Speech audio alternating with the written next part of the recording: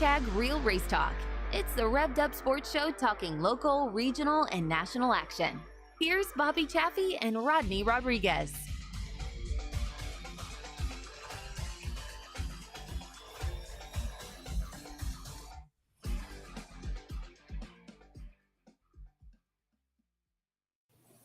Back on a Monday, it is #Real Race Talk. It is the Revved Up Sports Show. Welcome, everybody, checking in wherever you may be from. If it's you're on RevvedUpSportsShow.com, maybe you're on Racing America, Race On, wherever you are, we are glad that you are here with us. Showtime, Bobby Chaffee, Rodney Rodriguez, all of you guys. Going to talk some racing, and we've got lots to talk about. We got a great show lined up coming up right around 7:05 or 7:10, or that's Central Time. Every time that we throw at you is a Central Time. We're going to talk to Jared Maupin. A lot of you on the national front are going to be introduced to a dude that is just really, really good. We'll talk with him. And then coming up later, Doug Rollo. A lot of you guys are going to recognize that name and recognize that face.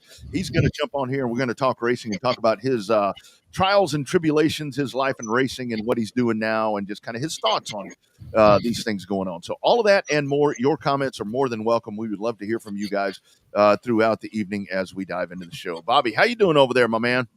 Well, I'm not traveling on the road this week. No hotel Wi-Fi, just the same old crappy Wi-Fi that I have at the house, piping into the Man Cave studio here at the Southern Command Center. But it's a little different this week. Although next week I'll be back on the road, so don't know exactly where I'll be. But I'll have the gear in tow and ready to roll for next week. And there's a question of the day. It's like what are we going to talk about? Kyle Busch, man, I'll tell you. Anyway, we can get to that, but that definitely is going to be one of the things that we talk about later on in the show with NASCAR. But that isn't that the weird thing when you are traveling like that? It's Wi-Fi. It's so pivotal just in everything that you're doing. As to, I mean, if it doesn't work, you're up shit creek. I mean, because you can't do anything without it, unfortunately. No, not really. I mean, it worked pretty good for as that. Hell, as much as I was paying for a hotel room, the Wi-Fi should have worked better than it did. But I understand its limitations. I mean, there's one thing to have multiple devices connected in a house versus multiple devices connected in a big, massive hotel room. So, it is what it is. Next week, we'll see how it goes. It should, as of right now, should be set to go for Monday, but we'll have to see. Yeah, it's not my greatest schedule next week, but we'll just get it all squared away and see where we shake out closer we get to next week. And it's one of those things to where I'm glad that you mentioned that right there, because when it comes to Wi-Fi, for the folks that want to beat up on the streamers and so forth, everything relies on that. And when you go to an event and you've got a lot of people that are just inundated on Wi-Fi, it's going to drag that thing down, and it affects the broadcast. And I know a lot of folks talk about, well, the internet broadcast sucks or whatever, but that's the only way that you're going to get it. It's the only way you're going to get it, unless you have a satellite thing or whatever. That's the only way. But everything is so contingent, whether it's a hardwired connection or. And the thing is, so many of these broadcasts that you do, you're reliant on a hotspot, on just a wireless hotspot, and that thing's only going to be able to generate enough balls to do certain things. And I think folks just don't get that part. And I think it's so important that folks kind of try to figure that stuff out. Well, I think that it's one thing, like we're all an instantaneous gratification society, right? So, I mean, I think that we're so spoiled by just looking at something on our phones and pulling up a picture in the blink of an eye that people forget that, there's more to it than that. Watching these videos, it's not quite as simple as just, like we talk about the promoters, it's not quite as simple as just flipping on the lights and having everything come on. It's not the same as just flipping to the channel or flipping on the app and looking at the live pictures that come through. So there's a hell of a lot more to it that people take for granted, and sometimes they just don't want to admit it. So like we said, take it easy on the promoters and take it easy on the streamers, because it happens to all of them. It doesn't matter which one they are. We're not going to name drop them all here. It doesn't matter which streamer they are. They all end up eventually having technical difficulties, including our show. Yeah, I mean, it happens all the time. And that's, why a lot of folks wonder why we do this live. It's like, well, for one thing, it's just easier for us. I mean, for you and I to be able to coordinate schedules and get together and try to interview people, I mean, it's hard. I mean, it's really hard to do that.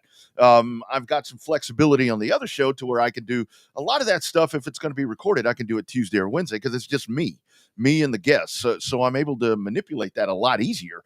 But it's one of those things that folks just don't get that part. And it was really upsetting. I guess it was a couple of weeks ago that I saw a lot of folks, because I know a lot of folks, and this show isn't on this streaming platform yet with Flow. I mean, a lot of folks swear by Flow, and Flow does a great job. I have a tremendous amount of respect for those guys. I mean, because they are really innovating what everybody's doing. Everybody's chasing Flow. There's no doubt about that.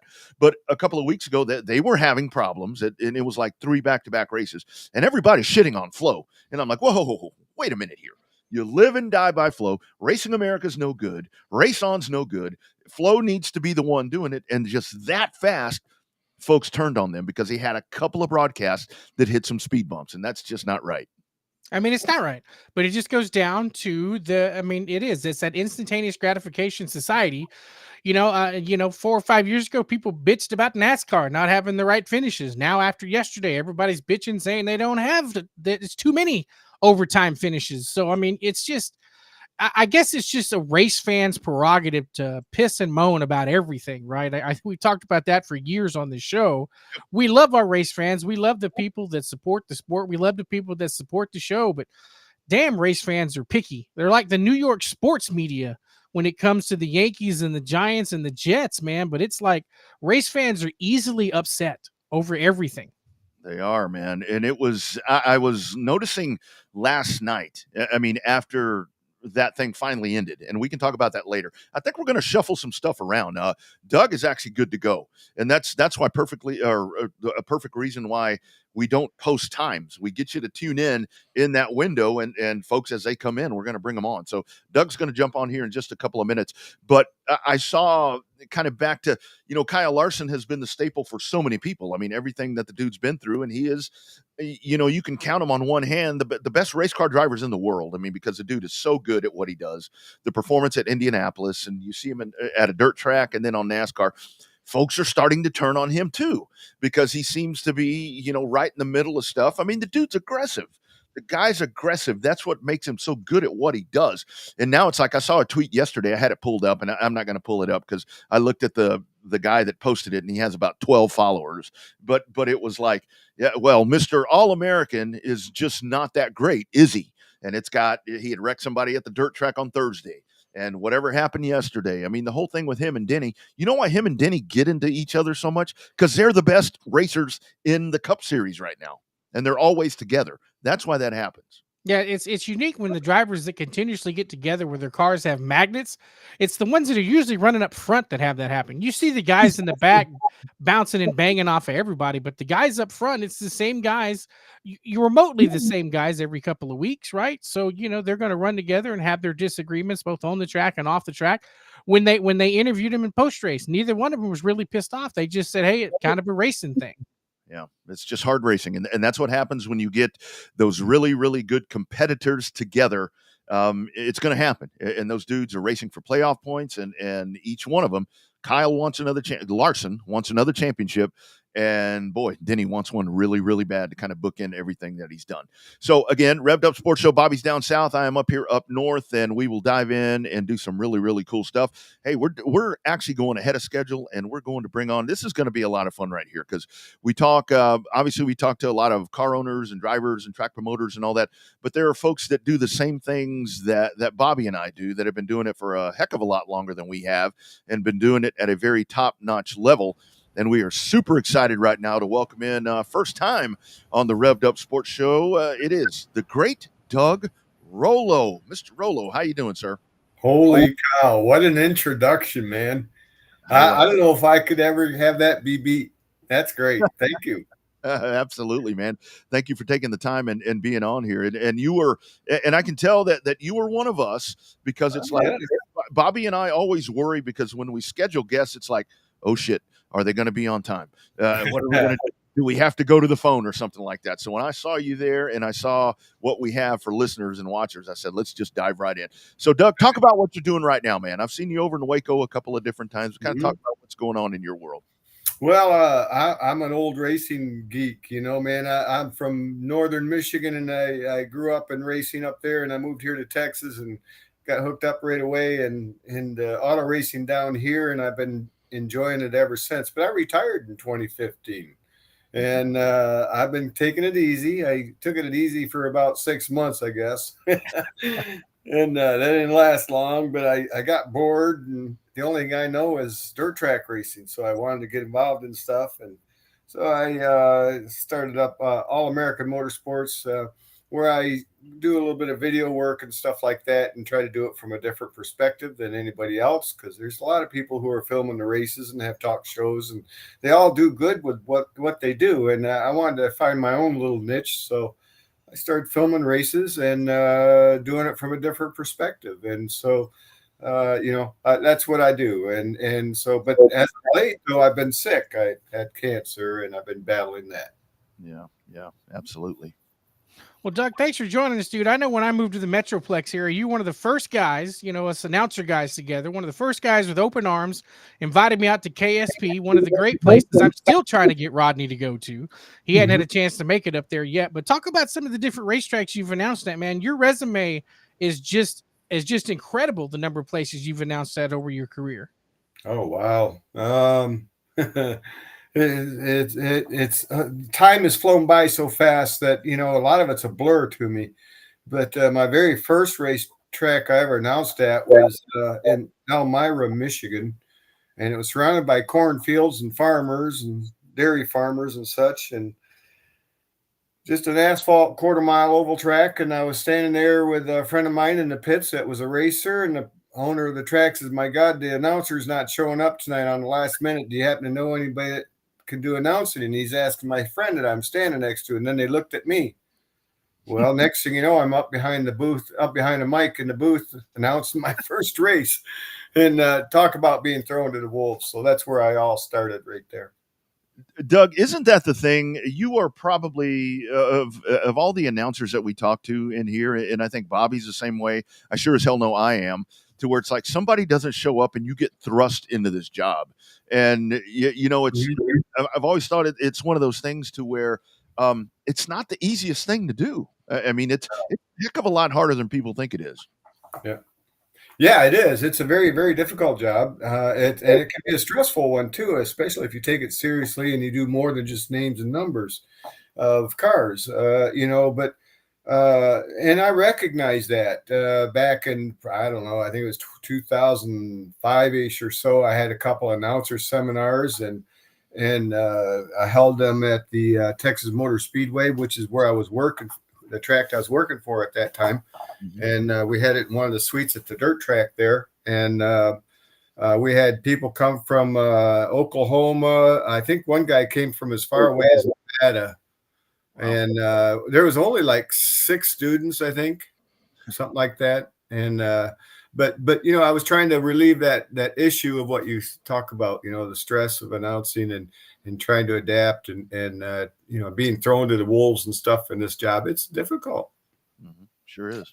So, Doug, talk about that relationship that announcers go through, right? Like when we all have a brotherhood amongst ourselves, that we know our relationship and know the stress and the struggles behind it. But how, when you get to yourself, when you get to your track, when you get to your guys that you announce for, how crucial is that to develop those relationships and even those friendships? Because a lot of guys will tell you stuff on the down low to give you something to talk about, but yet you can't go out and just instantaneously say, he told me XYZ, because you got to build that bond and build that trust. How important has that been for you over the years? Oh, it's absolutely. I'm glad you asked this question. I think the camaraderie amongst announcers should be like family. This is motorsports anyway.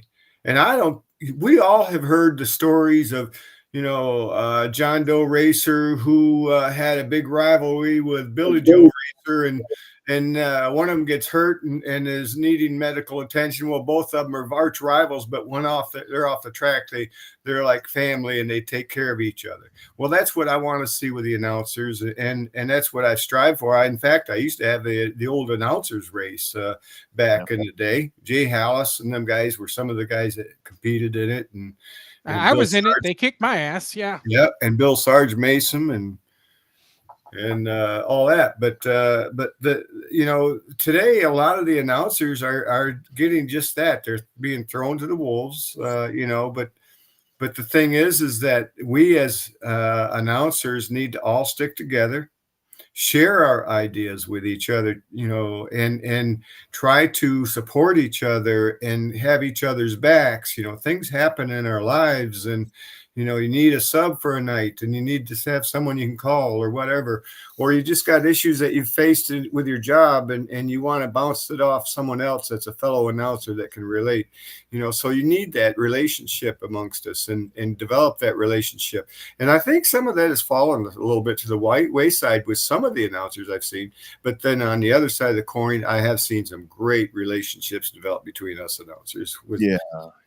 So we're lucky. I think overall we don't have a problem with this issue, but it is certainly an important issue. And Doug, because I think a lot of it is, I mean, each and every one that does this job, and this is one of those things where you call it a job, and it's like not really work because you enjoy what you're doing. I mean, it's like people tell me, "Man, you must be really breaking the bank doing this." I'm like, "No, I'm not. I do it because I love it." But I think with all of us, I mean, everybody has a different style.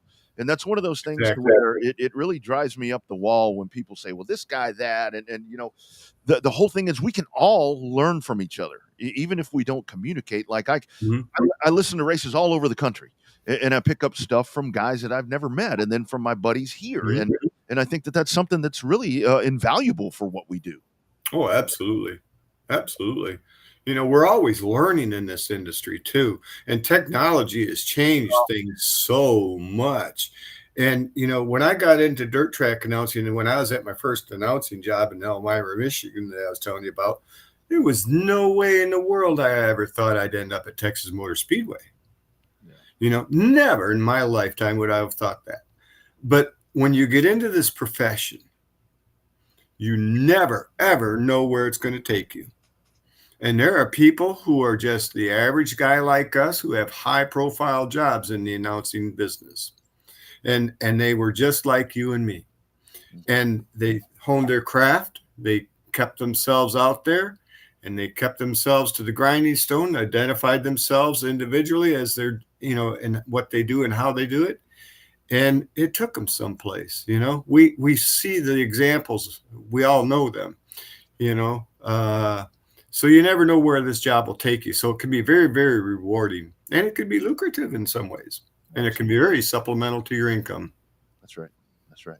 It can be, not always. Everybody thinks we break the bank, but we're not the first ones in line at the Brinks truck, right, when the races are over. Yeah.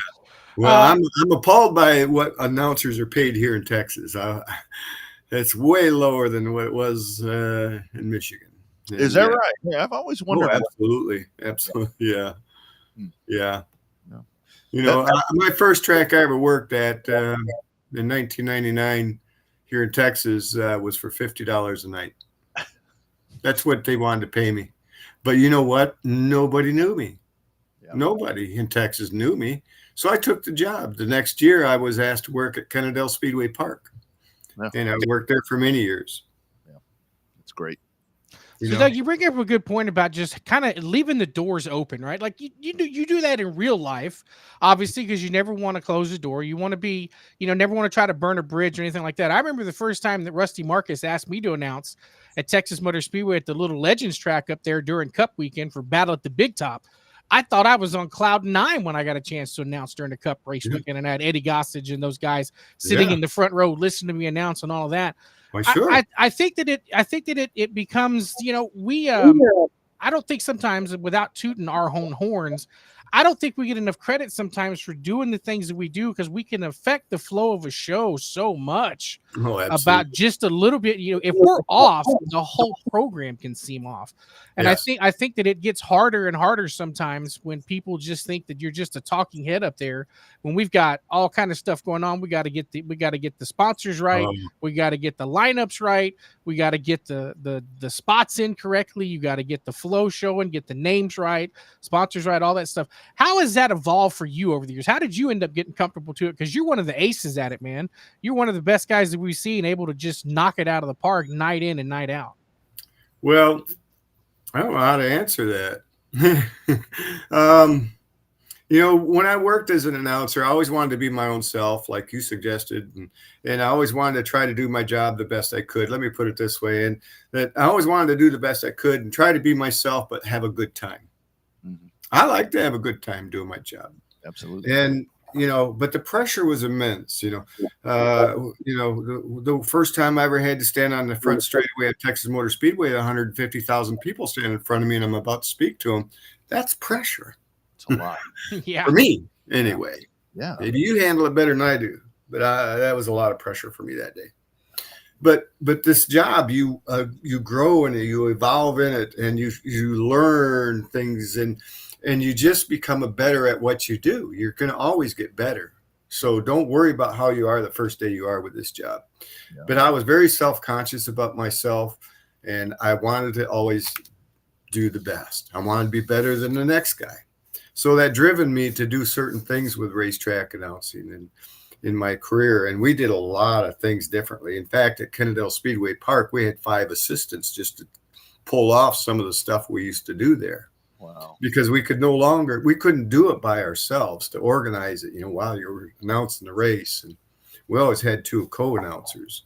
Wow. But we did so many different things to entertain the fans during a down moment, be it a caution flag or an intermission or post-race interviews before or after the race. Yeah. Yeah. We even did interviews in the lineup chute. If there's a caution out on the track, my co-announcer would kick it down to me in the lineup chute, and I do a quick interview with the driver that's in the front row on the inside, pole position, and ask him, hey, what's your attack on this track that you got coming up? What's your plan maybe, or I'd ask him whatever questions I come up with, Yeah. And it all adds to the show. It does. And it makes it a different show. And it makes it more entertaining, and it ties the racers to the fans and the fans to the racers, and the fans get a better idea of what actually is going on besides cars going around in a circle. Mm-hmm. And so, it was up to me in my job, in my opinion, to present something more.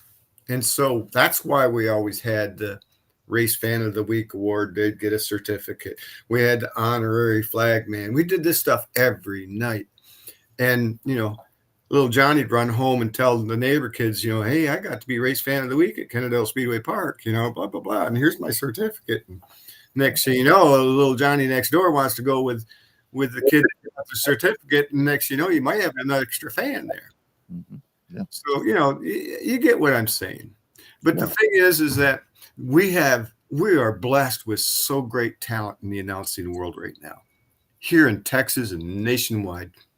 And I am so damn excited for this sport because of the technology that has been presented to it and how we can utilize it and move forward this sport. And it is an exciting time because this wasn't always here. That's right. Back in the day, we didn't see any kind of dirt track racing from Heart of Texas Speedway on the internet or wherever, on TV, especially TV. And so now we've got internet, and we can see racing locally and national events and wherever from, Australia and New Zealand racers and you name it. And this hobby or this sport here is now has new tools to work with that we can put in our toolbox to pull from to help market and promote this sport like we never have before and reach more people. And the thing is that I think a lot of places are doing an awesome job, but there's some that are not. and it usually shows up mostly in the grandstand count. Yeah. Yep. Doug, along the lines of what you're talking about right there, and I've had these conversations with Milton Hope, who's done this for a lot of years and done it at a very successful clip, and of course Bobby has. I'd love to ask you. So, as the evolution that we've seen, you talk about that, about streaming, about internet, and so forth.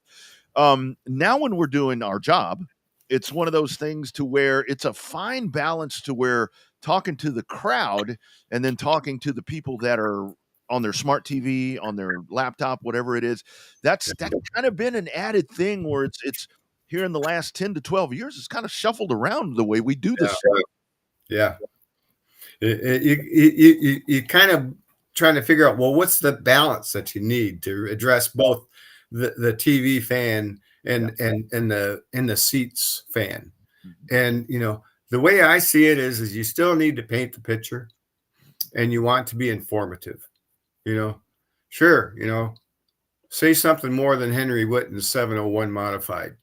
Talk about his accomplishments a little bit and some of his sponsors, and spit them out just in the right spots. You don't have to carry on in a 30-second tangent about all of the sponsors, but you can do this stuff. And people, it's fun to watch people do this job and to see them do it the way they do it. I like the way they do their jobs and the different varieties and things.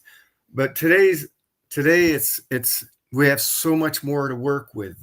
I can get on the internet and look up information about such and such driver, and if you've ever seen me back in the day, I used to have ring binder books. I had a 4-inch thick ring binder book just for modifieds.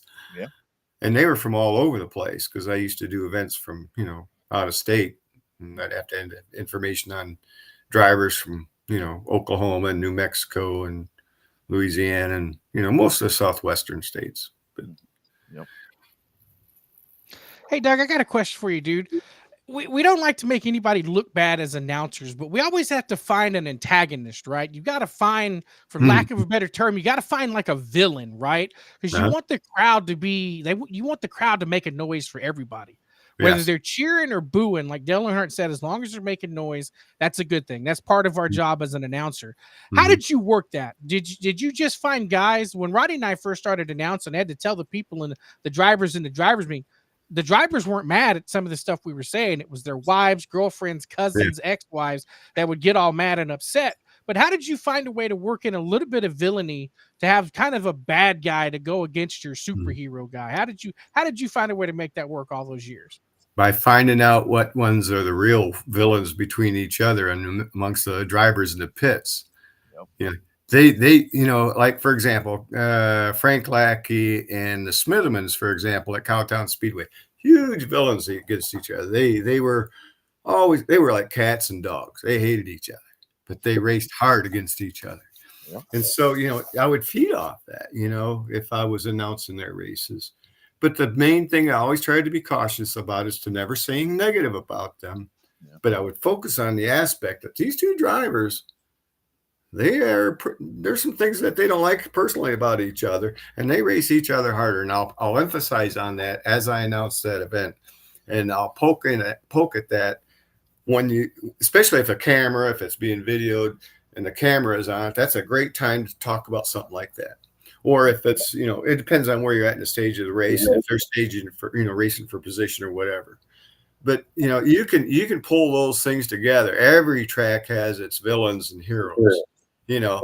Varian Superman Sisson, for example, out of Springtown, Texas.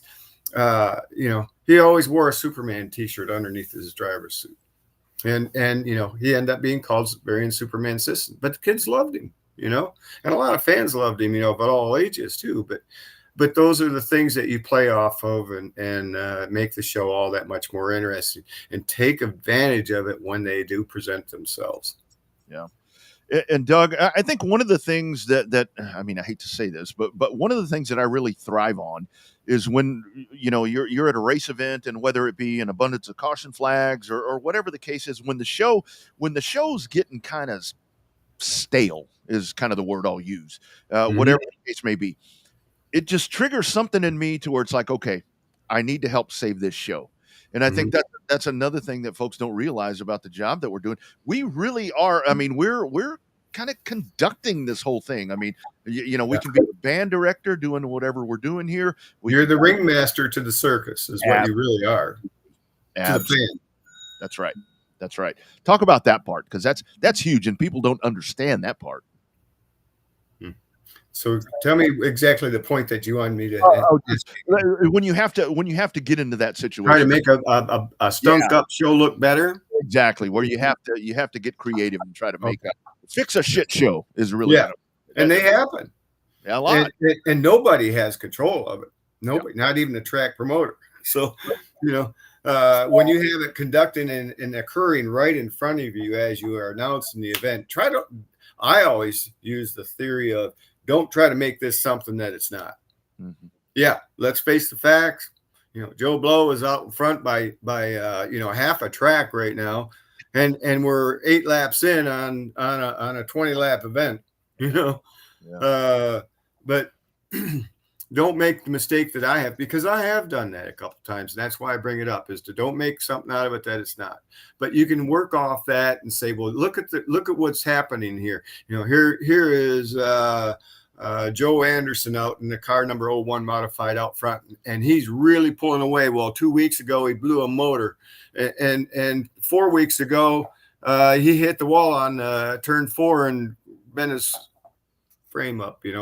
Yeah. And he's bouncing back. Work off that work that he's put into his car, maybe, and try to bring that to the forefront and say, hey, it's all paying off here. And look at him. He looks impressive. Let's see if he can carry it on again next week or whatever. But you try to bring in different elements of the show and the race itself, and the aspects about the driver or how the changes of the track has occurred, and the driver that's out in front and stinking up the show guessed right on the setup, and he's nailed it, and he's found that sweet spot, and look at him go, folks. This is the end results. You can do it that way, but you gotta somehow tie something in to make it be justified, so to speak. That's right. So, Doug, we know the next generation of racers, we see junior limiteds and stuff like that, getting the kids involved to try to get the next generation of racers. How, in your mind, do we find the next generation of announcers to come and replace us when we get old and want to retire and do something else? What's the key to getting the next round of voices up in these booths? Is there an answer? Is there an easy answer? I don't know if it's the way the guy that did it to me in my first time, but don't show up. Yeah, it's hard to get new announcers, though. Really, there's a lot of announcers that are currently working in the north, central North Texas, that I actually got hired for them. Neil Palmer, a longtime announcer, he got his job because of me. There's a lot of different guys that I know that got their jobs because of me. But it was all because track owners would call me and ask me if I was available or if I knew someone was available. And I recognized that need, and I would refer people. But to try to get a new person is very difficult. Yeah. Everybody's afraid, because they're afraid of, like all of us, a lot of us are afraid of failure. And I'm one of them. I hate to fail. Mm-hmm. And I hate the feeling of failure. But some people will go and be so fearful so much they won't even attempt it. But there's some people out there who love racing, and a lot of them are retired racetrack racers that would make awesome track announcers. And I'm talking about the guy who used to race, and he might have finished at the back of the pack or the front of the pack, but he knows what it's like to be on the other side of the catch fence. And he probably knows a lot of the people at that track, and he might be able to become a very good announcer. And so you invite some people like that you recognize. If you see one, folks, you guys need to ask those people, hey, come on up to the booth and hang out for a while. Check this out. Yeah. Then you might even ask them, hey, if there's a caution or something, say, hey, by the way, I've got Bobby Chaffee over here, and he used to race, in the street stock division back in the day. And, Bobby, what would you have done, if you were in that situation out on the track? You can bring in him and try to announce, try to get him on the mic. They don't always like that when you don't ask in advance, though. I will mention that. Yeah. But I have done that to people. Doug, I got to tell you, one of the best examples of what you're talking about is several years ago when Marianne Nauman needed me at Cotton Bowl, and I couldn't get there. I said, who we had a groom is Joe Spillman. And so the call was made to him, and I'll tell you what, I mean, he and I, you've seen us. I mean, we there at Waco. I have learned so much from that dude on the dirt track port, because I'm a pavement guy. So yeah. I've learned so much from him. And now, I mean, Joe does solo shows. I mean, that dude is by himself. He's doing play-by-play, he's doing color. And that was a guy that was like, I can't do this. I can't do this shit. And he's one of the best guys that we have right now. Yeah. Yeah. Well, it's a difficult job. Can't say it any differently. But it's a job that when you get into this here job, you'll love it. For a while, That's right.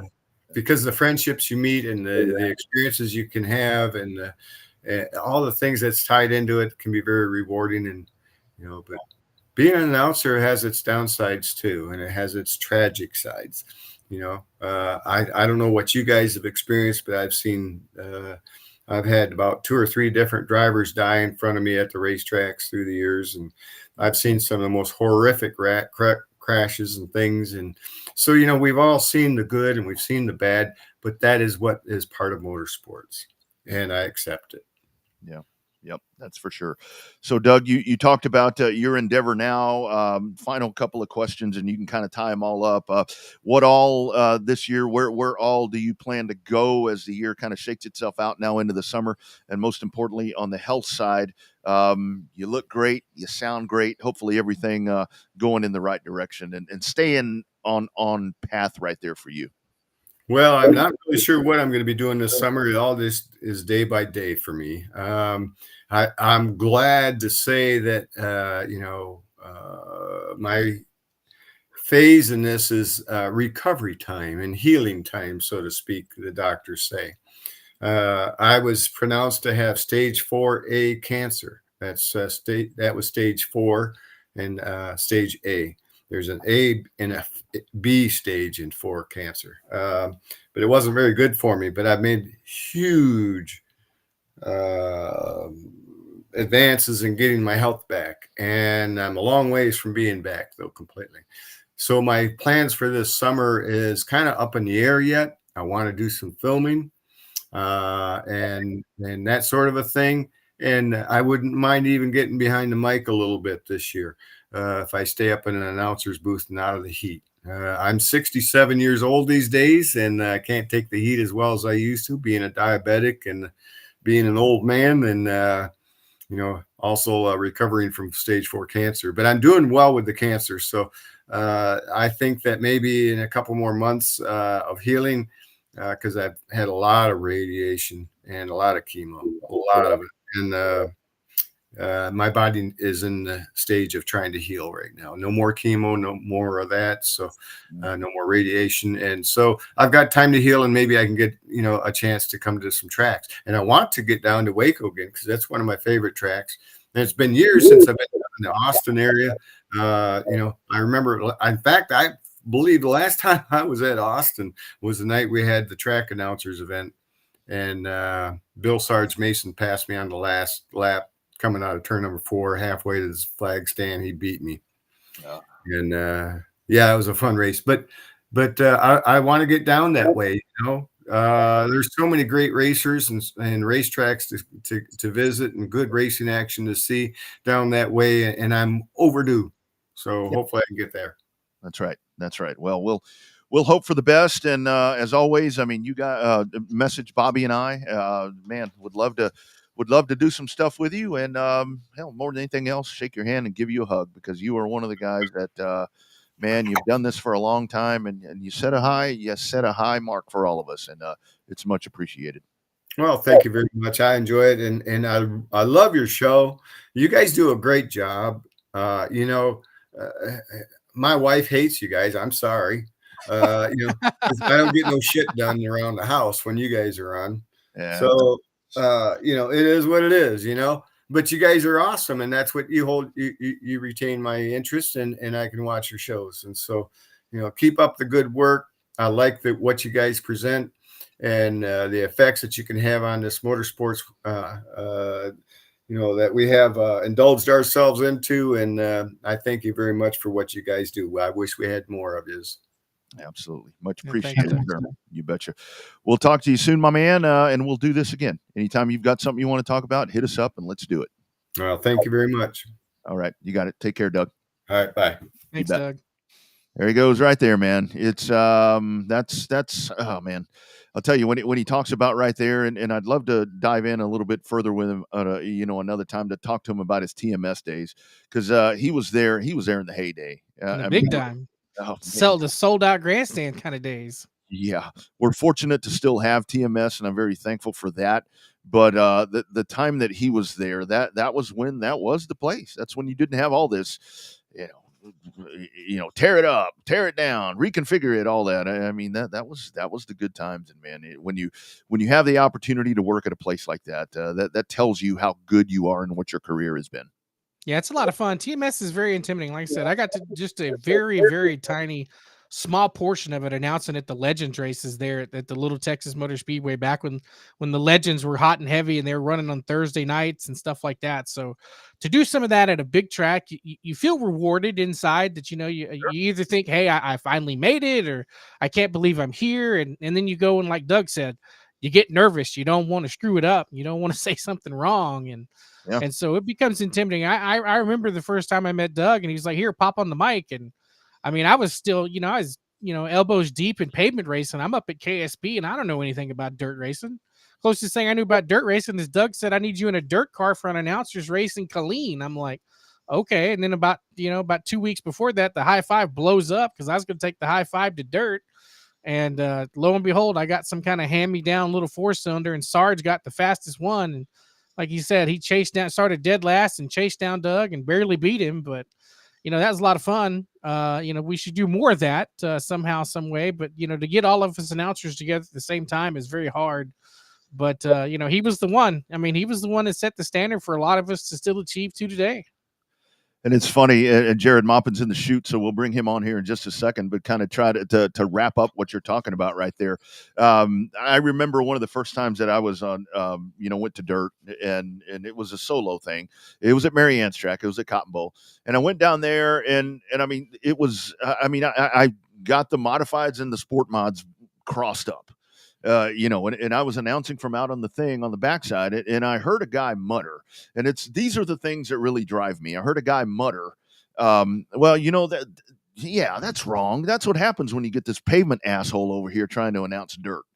And that rings in my head every time I go to a dirt track. I'm like, oh yeah, well, watch this. So that's kind of that motivation thing. And I don't know who that person was. Hell, he may be watching the show. And if he is, feel free to tell me that was you, because you have driven me to be a better dirt track announcer just with those comments. But speaking of dirt and asphalt, man, here's the man right here diving on. Take a look right here. It is our man Jared Maupin. And Jared, so we'll talk first. Welcome to the program once again.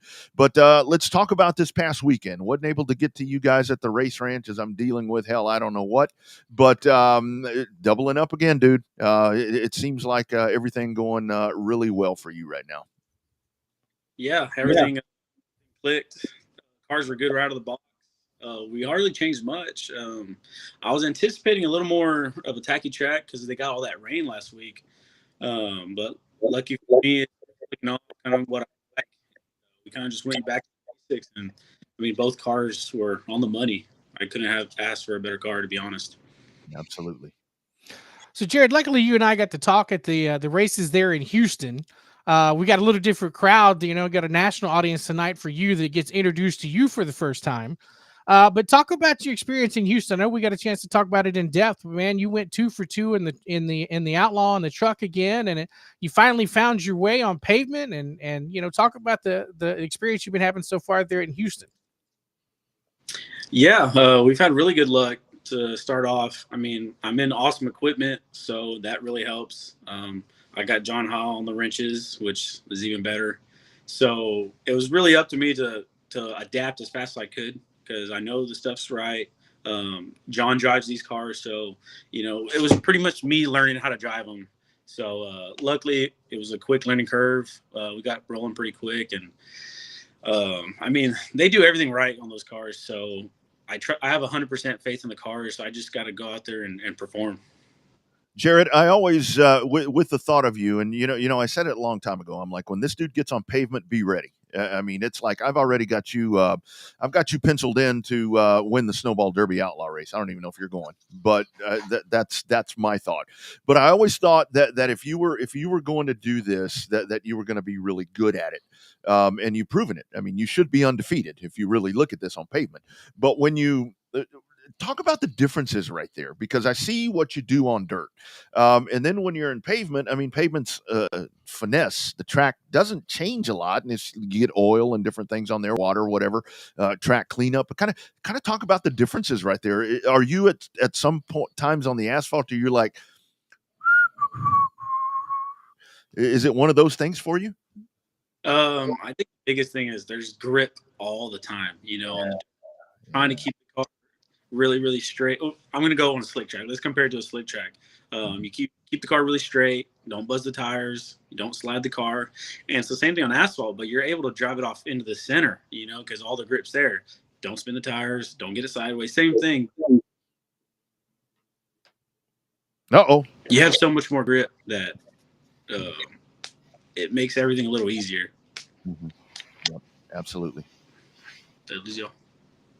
You did for a minute, but it's all good. You're back. You're back.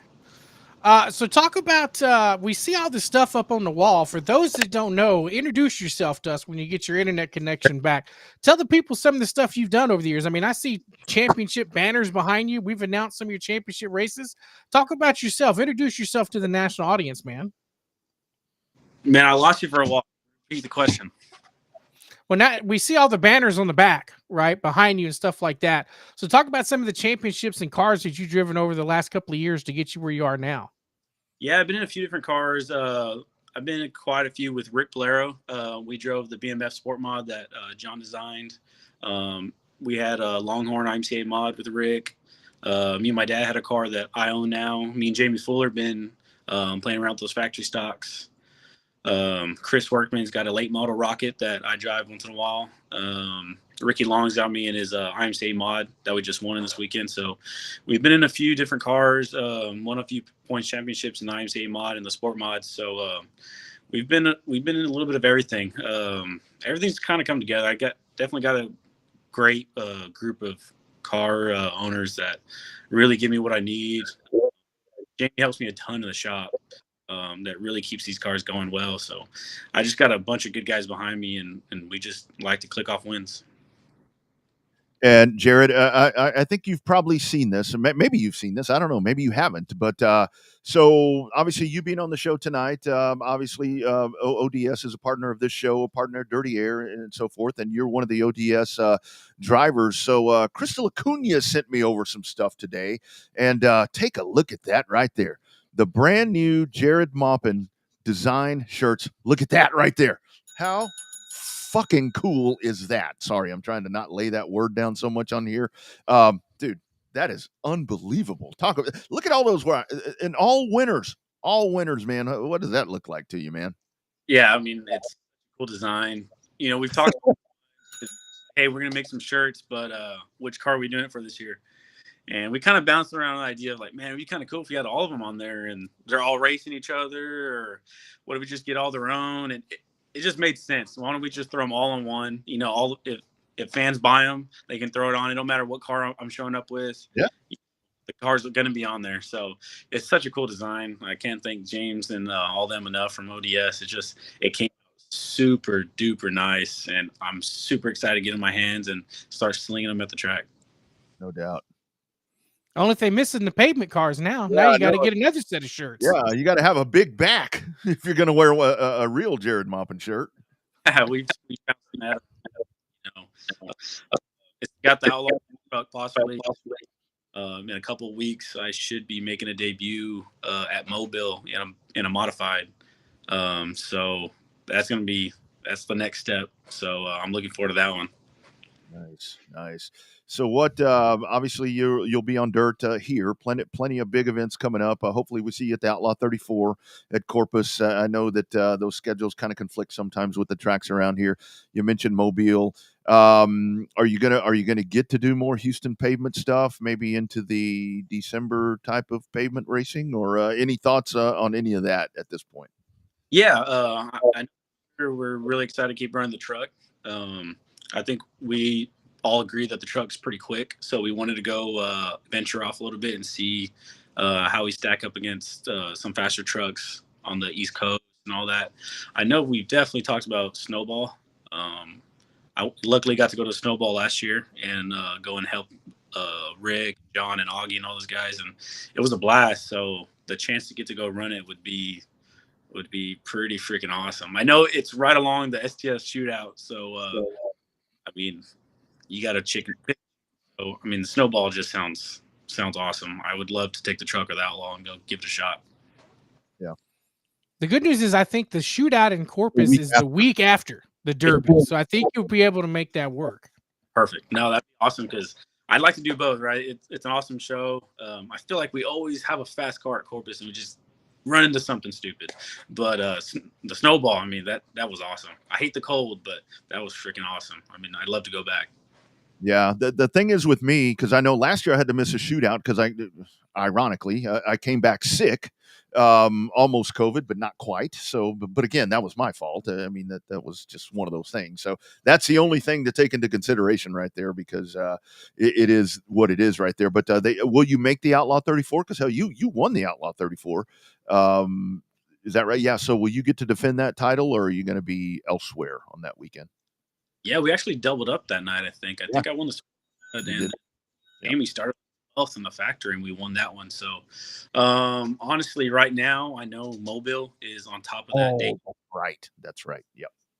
I don't know. Who knows? You know, you see all these hurricanes coming and stuff. So, who knows? Maybe it might work out, and it get pushed back a week or something, and we can do both. That'd be good. I mean, no, well, I'd be good. Yeah, no doubt. I'm still thinking about those shirts, dude. I mean, those are slick shirts, right? We're gonna have to start getting some of those. Those ODS shirts are great. But the question I have for you coming up is: we've talked about the Derby, we've talked about getting the chance to run it at Mobile. Is this pavement itch really kicking in for you? Is this something that you're really starting to look forward to? Because you said the other day in Houston, you're not giving up on dirt, but you said you're really starting to like this asphalt stuff. Has your mind changed after doubling up there at the race ranch this weekend?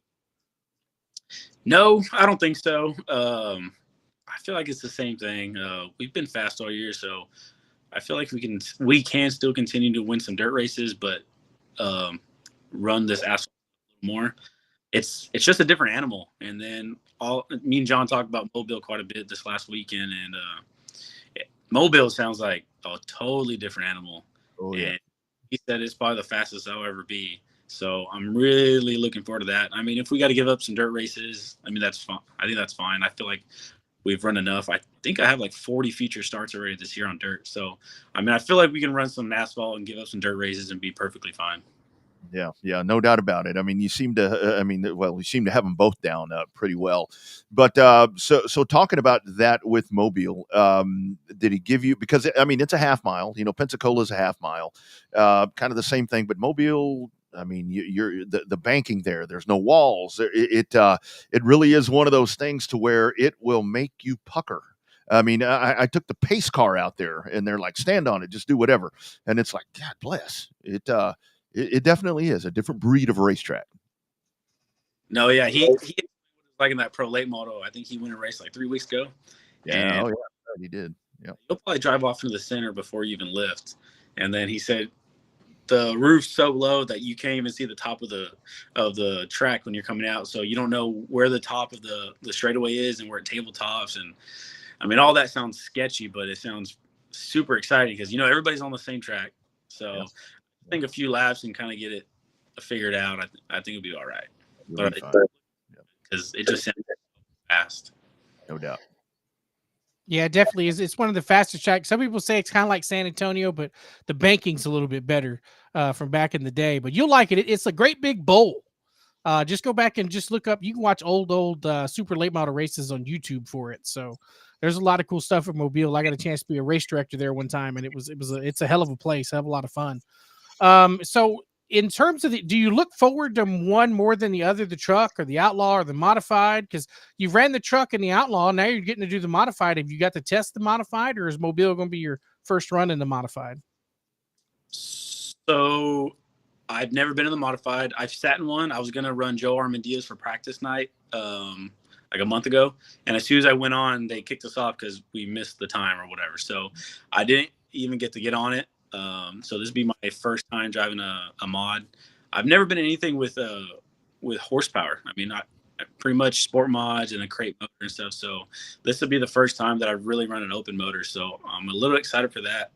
Now, when it comes to Outlaw or the truck, I mean, I think the Outlaw just, it's so fast. The truck's fun. I mean, I feel like you can manhandle the truck a little bit more and do what you want.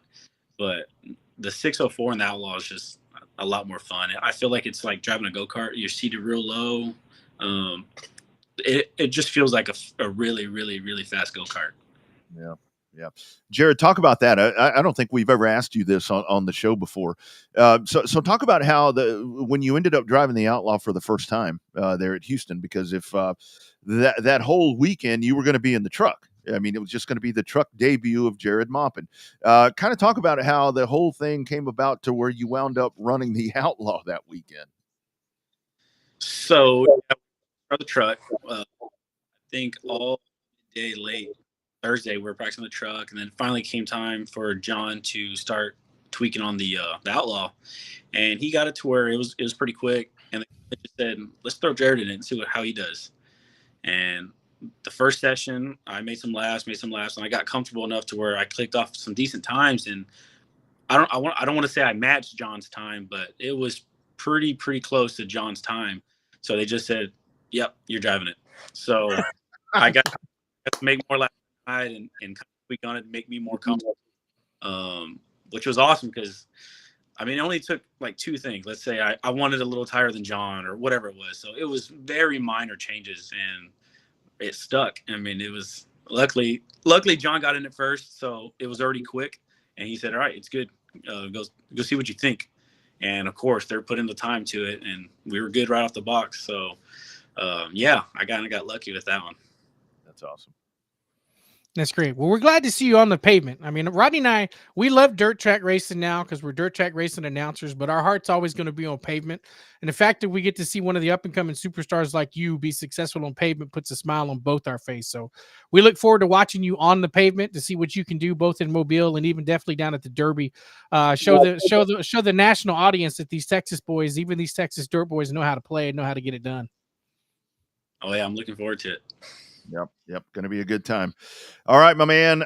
So any chance that we ever see the Silver Bullet factory stock at HMP? Yeah. It looked like a blast last time. I know he's, old asphalt guy. Dude, you drive it, why not? Just be like old times. So there's a chance. There's a chance the 91 ends up out there. Oh, man, that'd be awesome. All right, Jared, as always, man, thank you for jumping on here. We're going to pop those shirts up again. So those are going to be available right away, and those are going to fly off the shelf. I hope they made them in bulk because there's going to be folks out looking for that. Lastly, man, anybody I know that each and every time I talk to you in Victory Lane, I mean, there's a lot of people that you thank because I know you've got a great system that helps you be as good as you are. Yeah, I got to thank Rick Valero, first of all, Arnhem Install, Jamie Fuller, JGR Fab, Chris Workman, Ricky Long, BMF Shock and Chassis, All In Designs, 91 Specialties. This year's been good because I started doing my own shock deal, so we've been winning some races and getting a little more interest. I haven't been exposing it at all. I've just been trying to prove myself with them first before we get out there. So I can't thank these guys enough for letting me try my stuff on their cars. It takes a lot of trust. So can't thank them enough for allowing me to do that. Great stuff, man. Great stuff. The Natural. That's what I've started calling you, the Natural, because, man, you've got it, and you've got it good, man. All right, brother. Good luck. I'm sure we'll be seeing you around the bend here pretty quick. Oh, yeah. All right, see you guys. You bet. Take care. There he goes, Jared Maupin.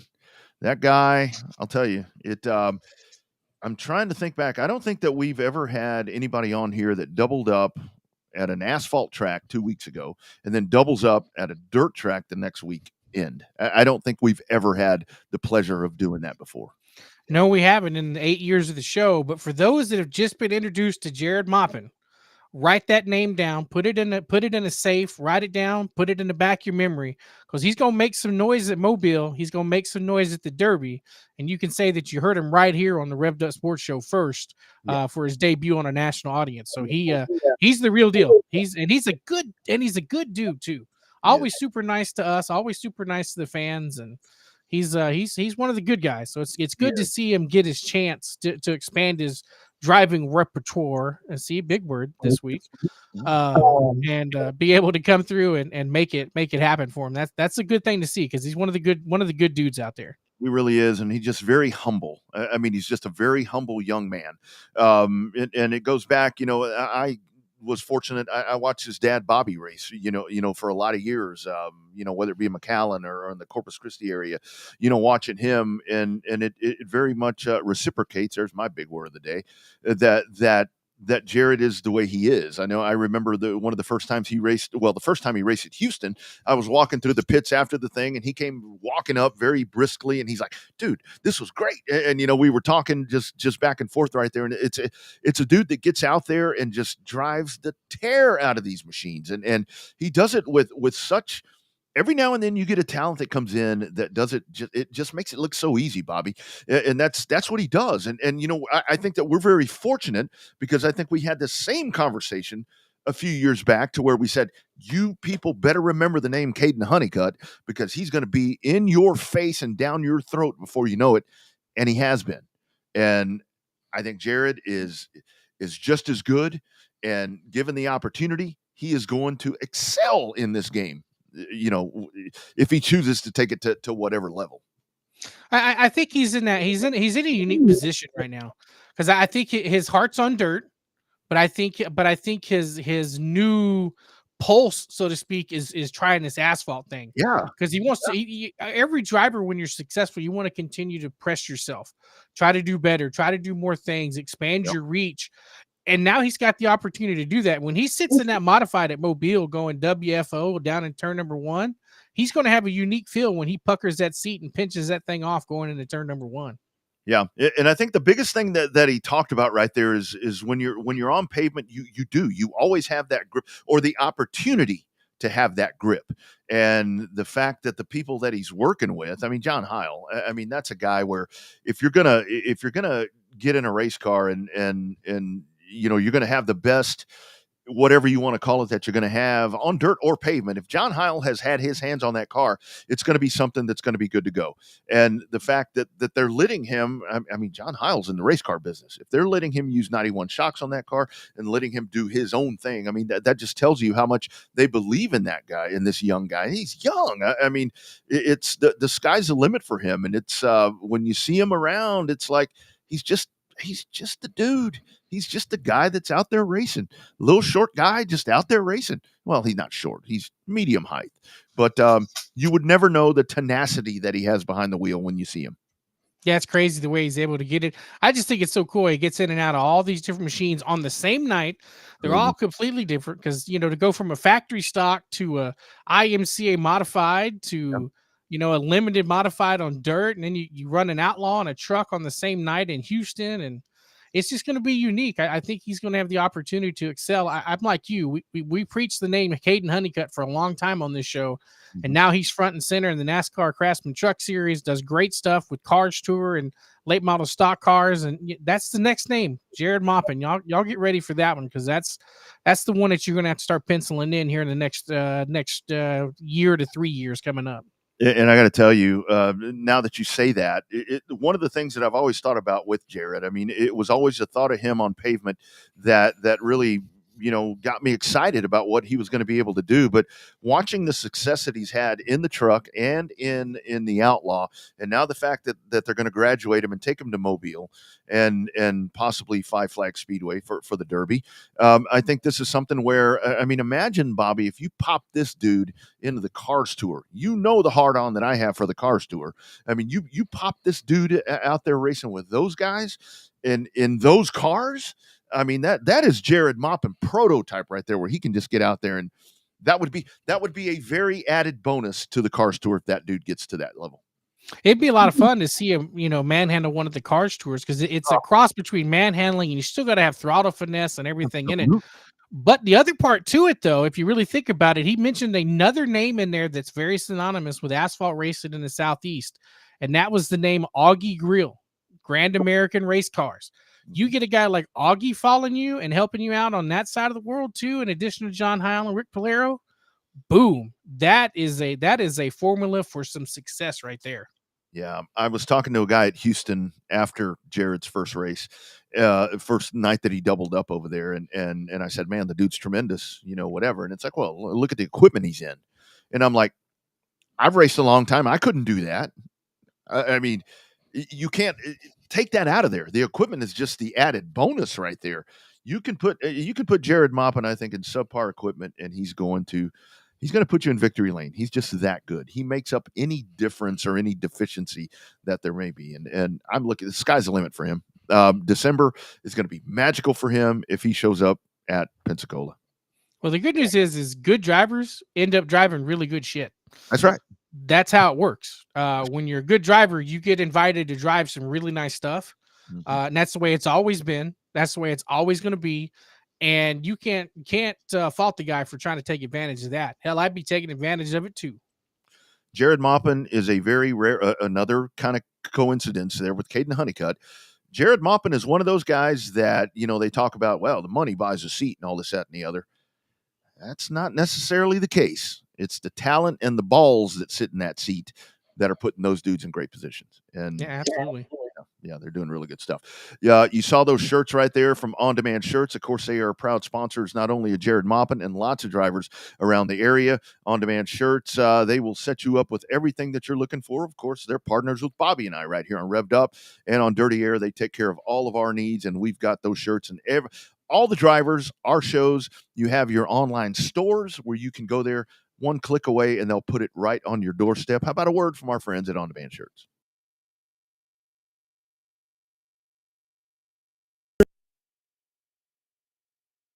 Shirts and OnDemandShirts.com. Custom apparel and promo products for every occasion. Birthday parties, reunions, company apparel, school events, fundraisers, and more. Much more than T-shirts. It is On Demand Shirts. Check them out for your hoodies, shirts, koozies, and so many different products. On Demand Shirts and OnDemandShirts.com. A leading innovator in apparel throughout the racing industry and in the state of Texas. On Demand Shirts, more than shirts. On Demand Shirts.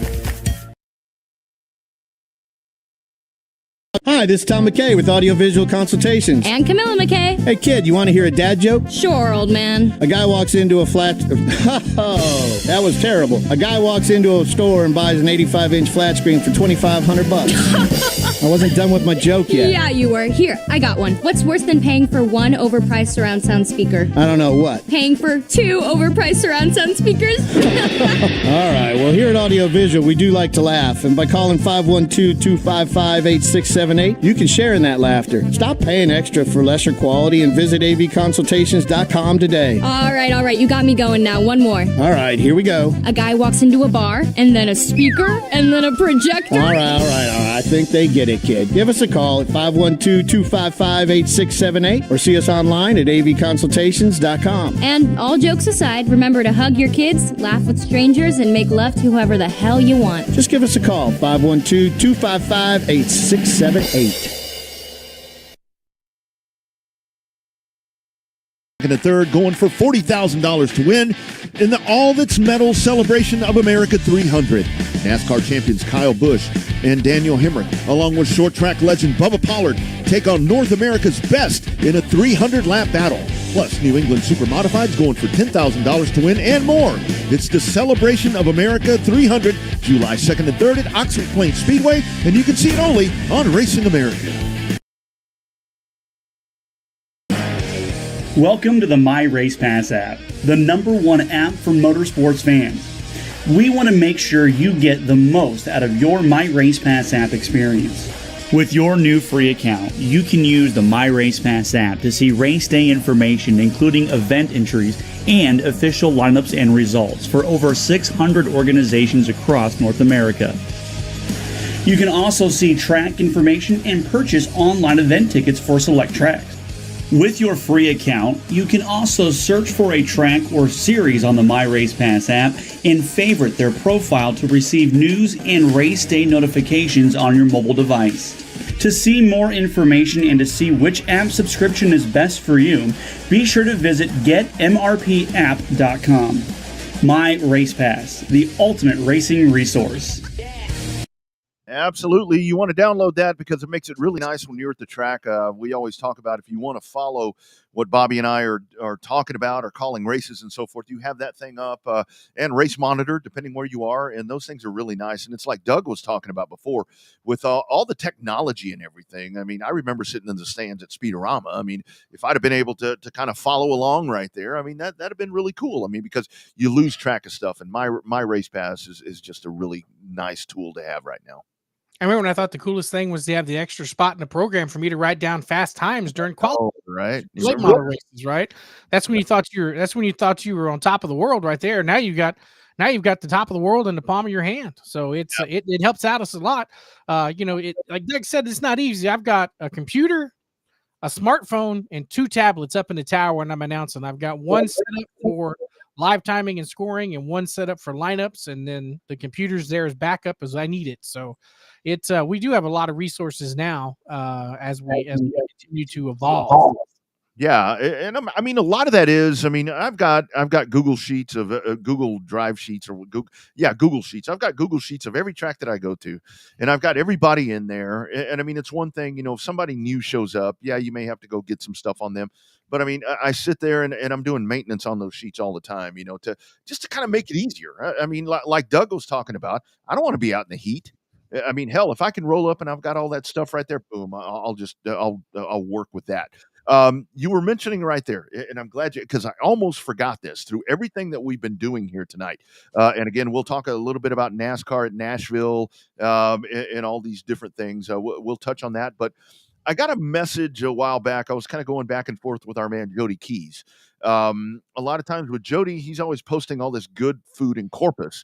And it's like, okay, next time I go, I'll message him. Where's that at? And I'll get an address. And he said, hey, man, I got something I wouldn't mind sending you. And I'm like, okay, that's great or whatever. And then a few days later, I get a Facebook message from Ms. Yeomans, from Miss Karen, from Slick's wife. Hey, what's your address? And I'm like, I'm thinking, Christmas card, whatever, even though it's very early in the year. My wife is out of town for 2 weeks, so I'm in charge of checking the mail. I didn't even know where the mailbox was. She had to leave me great details of where it was. I go and I check the mail today. Bobby, look at this. Jody apparently found this. Oh, wow. It's a Slick Yeomans.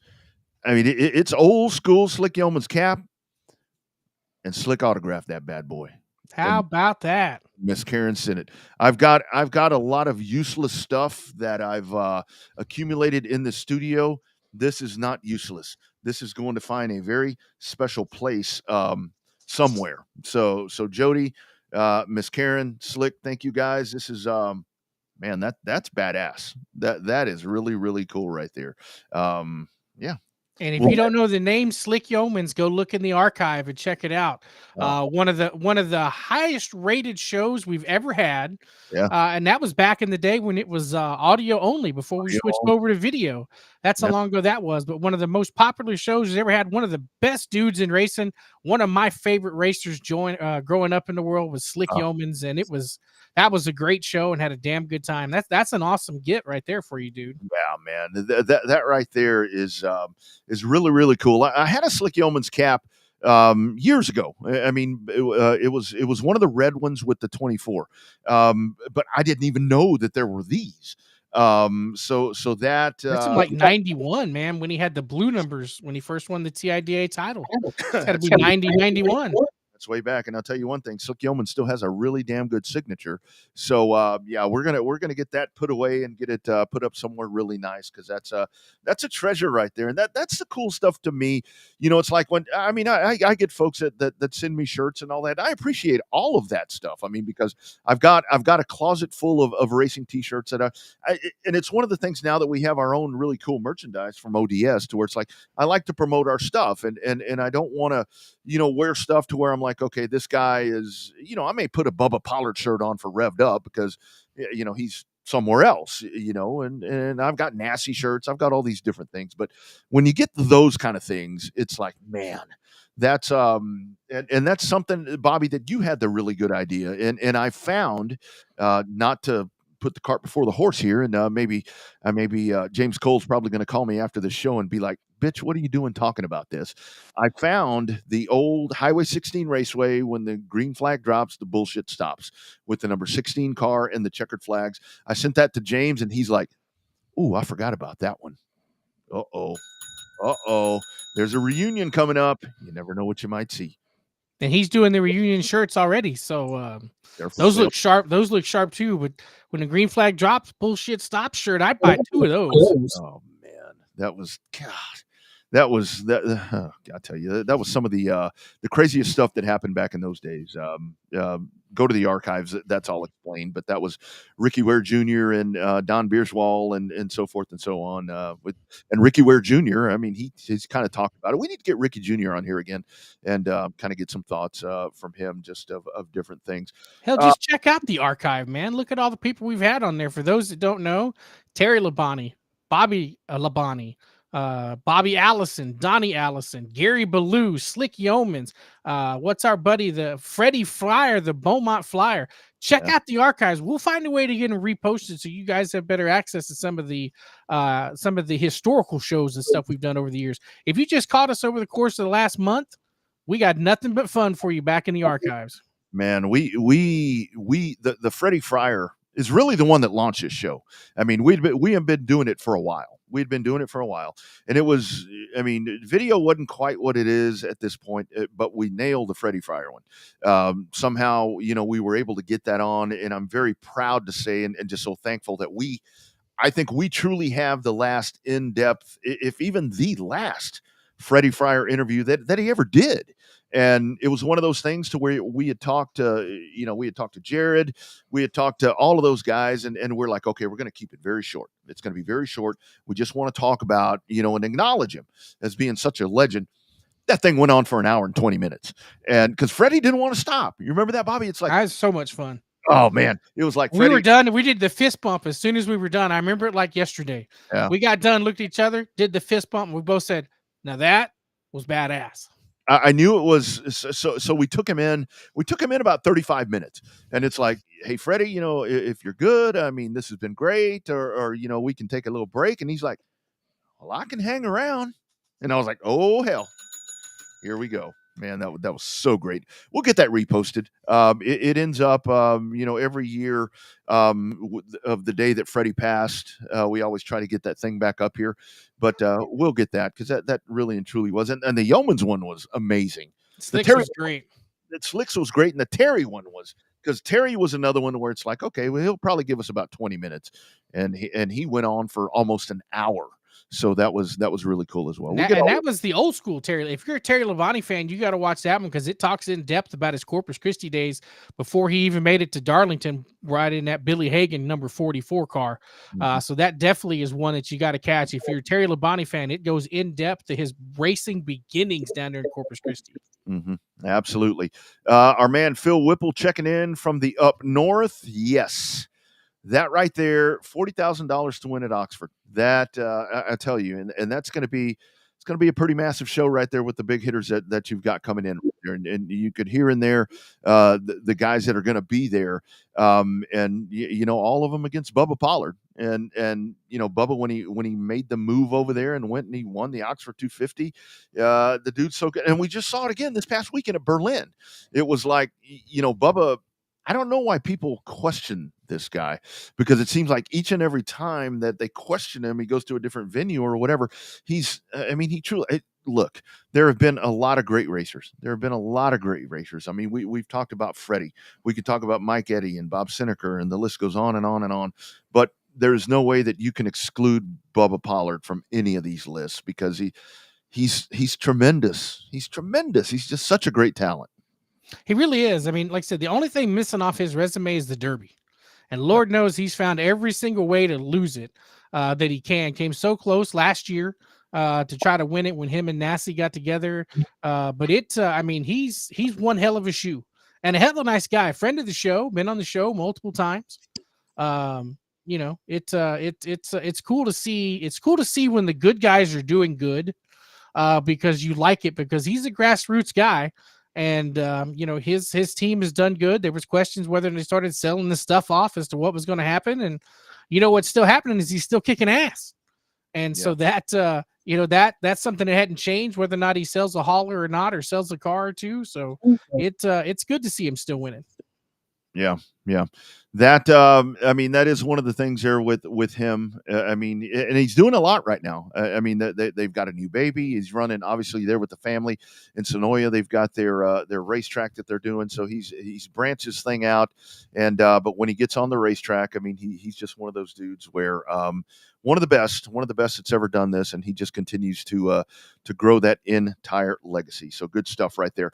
Coming up this weekend, we'll talk about that in just a second. But I know we don't touch on drag racing a lot right here, but again, we do want to, pass along our thoughts. We keep seeing the John Force updates, and just from everything that I've seen, and I truly appreciate the privacy factor in all of this, but when that wreck happened, you just knew that wasn't going to be good, especially with a more veteran driver in there. And it seems like things are going in the right direction. We don't know the extent of what may or may not happen to Mr. Force that day, but I'm just glad that things seem to be, look, bottom line, I'm glad he's still with us, because when that shit went down, I thought, oh man, they are not going to get somebody alive out of that machine. Yeah, it's a crazy hit. It to me, it's just amazing. He looked like he was coherent when he got up out of that car, when they picked him up and got him in the ambulance. But to see the traumatic brain injury that it appears that he's got, but it looks like they said the last release I saw said that he was upset because he was in a bed and not in a race car. So that's usually a good sign when a driver wants to be back in a race car instead of a hospital bed. So probably a long way to go at his age. But definitely, definitely a kick in the shorts for the NHRA, because that was, he's one of the reasons people still show up to the racetrack regardless of his age, and he's still winning at his age. But that's one of the people still come to see John Force and get John Force autographs. That's the whole thing about it, and that's a good thing about NHRA is you can walk up right up to them. I know NASCAR and obviously short track. You have the access right there, but NHRA is like no other. To sit there and watch them, change motors out and do all the different things that they do. That is firsthand access, and hopefully all the best there for John Force as he continues to battle on after all of this. This past weekend, Arclatech Speedway, the Billy Melton Memorial, and sorry, Bobby, like I told you before the show, I'm all over the place. I'm so injected in steroids here that I'm just all over the map. But Tyler Townsend, the winner there, in another massive race. And taking a look at the top five right there, you had Tyler Townsend, Chris Hennigan, Dustin Hennigan, Kenny Gaddis, Sean Gaddis. So you had a family thing going on, except for the dude that won. Well, it happens up there, especially if they're in Arclatex. Those and to beat Chris Hennigan, that's they don't call him Hennigan for nothing. That's a feat in its own right up there, taking up the checkered flag at that big race. Yeah, Mike Knotts, Magic Mike Knotts checking in. I had 9 people. Depends where you look. That's what can be a little confusing sometimes. Depending on where you catch this, there are certain. I will tell you one thing that Twitter or X really seems to be the place where people are going for content, because I think it's quicker and easier. I know that we push a lot of advertising on Facebook and we do different things there, but X is really the one that I have found is a lot easier to get the reach on, and you don't have to do a lot of legwork on it. It's like you pop the thing live, and people are going to catch on. And I've seen a trend, with that. And that's our friends at Racing America there. That it's really caught on nice. I can tell you, it's flaming at the moment, and I mean flaming in a good way. Yeah, I'm watching it in a very good way. It caught fire like the Buc-ee's in Luling today. Oh, dude, I wanted to ask you about that. So, and got to watch what we say, because everybody listens and things can be kind of construed, but that really is a good way to get that one kind of out of the way. I right? stand by what I posted on Facebook. Okay. Lawman, it was Bobby Chaffee that posted that. Yeah, that, God, I can only imagine what kind of shit show of traffic you have over there, because I've driven through there on a Tuesday going to do stuff, and it was a mess with the old one. I haven't even been over there since a new one fired up. Well, apparently they need the right lane there on I-10 for the exit to 183 gets backed up and it slows down the traffic backed up about 2 miles to the Highway 80 exit. So it's they're going to have to redo the configuration there on I-10 down there for the exit to Buc-ee's, the world's largest Buc-ee's in one of Texas's smallest antique towns. Oh man, yeah, I'll tell you right there in old Caldwell County, the place right there. So, Bobby, speaking of going out that way, you will be heading out that way, and Buck Borlas commented there a little bit earlier as a big show coming up. Texana Raceway Park coming up on Friday, the Texas Dirt Truck Series that continues to grow and grow and grow, along with all the local stuff. Talk about that, man. TRP, I think everything's going to be good. I don't see any weather. There's no now next Monday moving forward may be a different question, but I think everything's going to be good for TRP this weekend. Yeah, it's going to be a little hot, but I think everything's going to be fine. I think the crowd will be fired up. We should have a good fireworks show set up for the fans. Obviously, there are our friends at the Texas Dirt Truck Series will be there. They put on some really great races there. Tommy Grimes, one of the class of the fields there. So we'll see if Lightning McGreen has a chance to go after him. Buster Dean and Toe Mater won the last race out there. So I'm looking forward to good stuff with the Truck Series down there, and then all our local classes that we have. It should be a good time there in Flag City, USA. So I'll pass right past that Buc-ee's there on Friday afternoon on the way to the racetrack. I'll see if I can get some pictures for you to show you the carnage and aftermath of that little fire right there. But it's I'm happy the new one is open because that little one was just jam packed. You had the same amount of people at a normal Buc-ee's and a Buc-ee's that was half the size. Yeah, I'm sure that they will have everything all nice and leveled out and ready for whatever's next. Because that's what you do when you have something like that. I mean, you be proactive and you go out there and you start getting it ready. What's that supposed to be? Gas pumps or parking? Parking, I think. Maybe a side of gas pumps, but I think it's supposed to be parking. Yeah. Great call right here from Chase. I did do a little bit of lobbying to try to get somebody on the Tommy Davis Senior Memorial Race. That's coming up, and that's going to be a huge one as that's on Wednesday. And that's really the cool thing because we were talking about Oxford. You're going to have Oxford that you can check out on Racing America. Then you're going to have this that you can check out on Race On. So there's plenty of racing here as we start moving to July 4th. And July 4th, I mean, not the most convenient holiday, but it's not about the holiday part. It's about the meaning of the day. But the thing about it is you're going to have some really cool stuff to watch this week before you even get to the weekend for all the other stuff that's going to be going on around here. Yeah, lots of good racing going on in the preliminary stuff, if you will. Hell, we hadn't even got a chance to talk about the big race coming up in Houston for the modifieds. That's right. So there's lots of really good racing action coming. Just pick it if you can't get there live and in person and enjoy the heat, the sweet smells, the sounds, and the shaking of the cars and adrenaline in front of you. Find yourself a streamer. Sit down and watch it at the house with a cold one and enjoy the racing that you're going to watch here starting Wednesday, Thursday, Friday, especially Saturday, and some races even on into Sunday. That's exactly right. It's going to be a lot that's going to be going on. But yeah, the Houston race there, and there's been a lot of back and forth there with with the modifieds and the trucks, and why are they kind of moving around on the schedule there? And I mean, look, guys, it's very much a business thing. I mean, because the one thing that I think that Owen and Dean have really worked hard at is, I mean, even with the stock cars, with the bootleggers or whatever you want to call them, to where it's like, whatever the advertised purse is, it's going to be paid. I mean, it's not going to be one of those things to where the purse is going to get cut because there's only X amount of cars.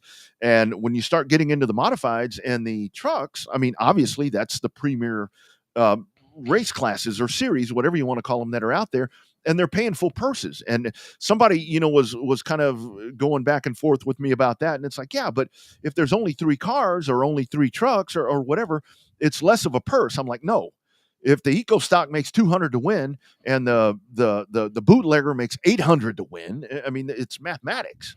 And the whole thing is there just hasn't been the support for whatever reason. I mean, it's, it is what it is. I mean, the economy's in the shitter. People have other things to do. It's hot, whatever the case is. But I can tell you one thing. This race is advertised as 50 laps for the modifieds coming up on Saturday at HMP. And I know that there's a stipulation in there if X amount of cars, and I don't even think there's a number in there, but I can tell you from the committed drivers, and these are drivers that when they commit, they're committed. This is going to be a modified race like we haven't seen in a long time there, because you got some good ones coming in. Maybe even having some out-of-state guys come in for that race too. Yep, that's right. That's right. It's going to be a bunch of heavy hitters, and that's a reason to keep it 50 laps, because for those guys, the guys maybe in the upper tier equipment that have those resources, you still want to give the guys that maybe don't have that luxury the chance to be competitive and be there at the end.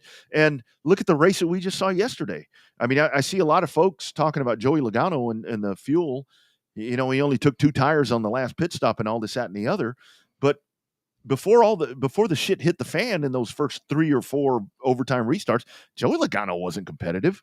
He found himself in the front. He found himself there. I mean, he raced a smart race. What'd you think of that? So the debate today is overtime. Got to get that under control. This is what we wanted, right? It's exactly what everybody wanted when they went to the line on the backstretch. Unlimited attempts at this overtime setup we have now, and I think it's the right way. Whatever happens to the white flag. Once the white flag's out, that's it. The race should be done. Not like the All-Star race there at TMS when Ryan Blaney dropped the net coming to the checkered and yellow flag.